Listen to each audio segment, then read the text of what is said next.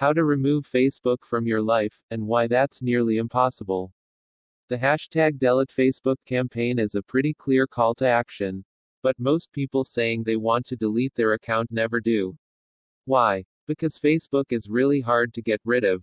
If you want to rid yourself of Facebook, I'm going to tell you how. But you probably won't do it. Deleting your Facebook account is technically simple. Head to the account deletion page. Click the Delete My Account button. Enter your password and a CAPTCHA.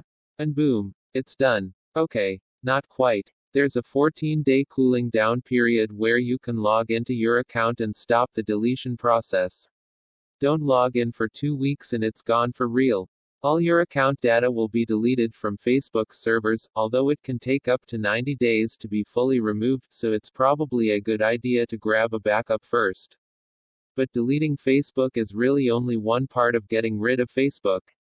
The hardest bit is replacing the things you actually use Facebook for. During Mark Zuckerberg's testimony before the U.S. Senate, he repeatedly denied that Facebook was a monopoly. He couldn't, however, name a single largest competitor.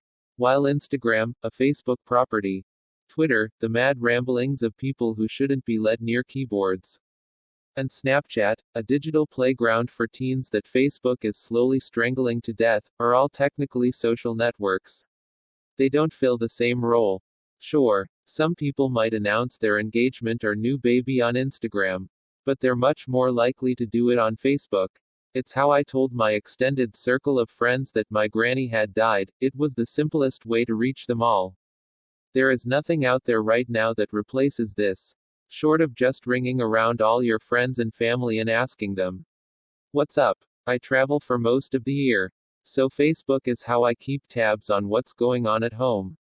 It's just not realistic to keep in constant contact with other people leading their own lives 3,000 miles away. And yes, it's true that things like Google Plus still exist. But for a social network to be useful, the people with whom you want to communicate need to participate. And most of them aren't going to switch to using something else just because you want to delete Facebook from your life. Now don't get me wrong. Facebook's newsfeed is far from perfect. In fact, their algorithm is pretty broken, though you can make it less annoying. The thing is, for most people, the positives outweigh the negatives. Facebook Messenger is an incredibly popular messaging service. It, alongside WhatsApp, another Facebook-owned service, are how billions of people communicate every day. Huge numbers of my friends don't have any other contact details for me. Not even my email address. While your situation might not be quite as extreme, there's a good chance that some of the people you communicate with almost exclusively use Facebook Messenger or WhatsApp. iMessage is a great alternative if everyone you're chatting with has an iPhone. But SMS is a pretty poor option. Those texts can also get quite expensive if you're sending them internationally.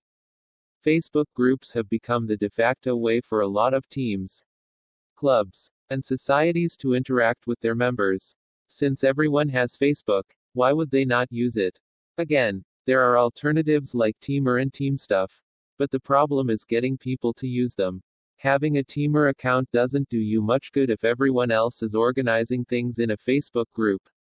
If you're the one responsible for setting things up, you might be able to force it.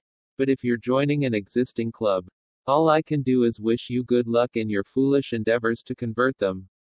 Passwords suck. Breaches of large companies are an increasingly regular event because people are absolutely terrible about using the same passwords for multiple services.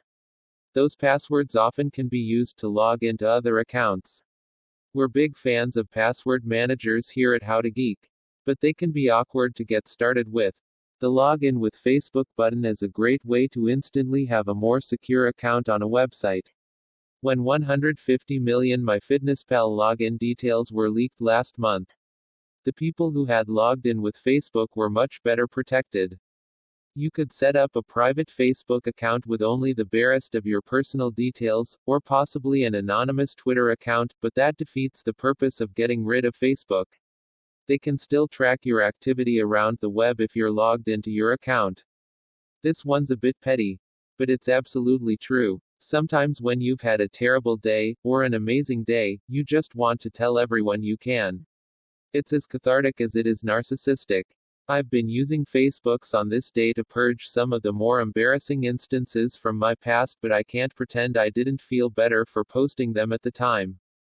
Plus, call likes, fake internet points, all you like.